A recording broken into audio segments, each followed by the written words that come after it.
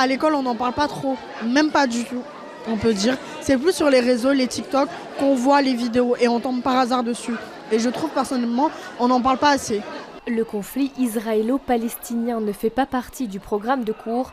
Dans cet établissement pourtant, plusieurs élèves aimeraient que la thématique soit abordée en classe. J'aimerais bien qu'on en parle aussi un peu plus, parce qu'il y a aussi d'autres pays qui subissent ça, mais on n'en parle pas beaucoup. Donc là, c'est aussi une occasion aussi d'approfondir un peu sur le sujet. Un sujet complexe pour les élèves mais aussi pour les professeurs. Ils se retrouvent parfois démunis lorsque des faits d'actualité s'invitent dans les classes et animent les débats. On vit à une époque où la désinformation est extrêmement présente. Vous avez parlé du conflit israélo-palestinien, mais il y a aussi eu la généralisation de l'Evras, il y a eu le Covid avant. Et donc cette désinformation est hyper présente, entre autres sur les réseaux sociaux.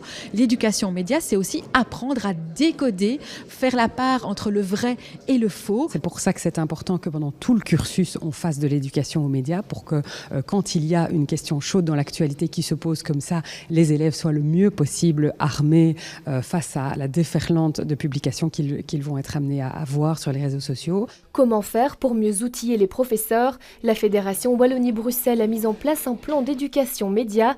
Il reprend 62 mesures, parmi lesquelles la semaine d'éducation aux médias. Les enseignants peuvent aussi compter sur le dispositif Questions vives. On propose de pouvoir sortir une fiche pédagogique qui reprend un petit peu à la fois les faits d'actualité de manière tout à fait neutre et objective, et par la suite de décortiquer un petit peu la question d'actualité en proposant toute une série d'enjeux, de pistes de réflexion que les enseignants peuvent utiliser pour pouvoir à la fois débattre avec leurs élèves du sujet, mais aussi répondre aux questions que les élèves peuvent leur poser.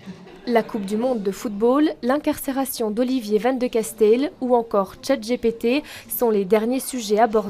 Une fiche sur le conflit israélo-palestinien est en train d'être rédigée en ce moment. Elle sortira dans les prochaines heures.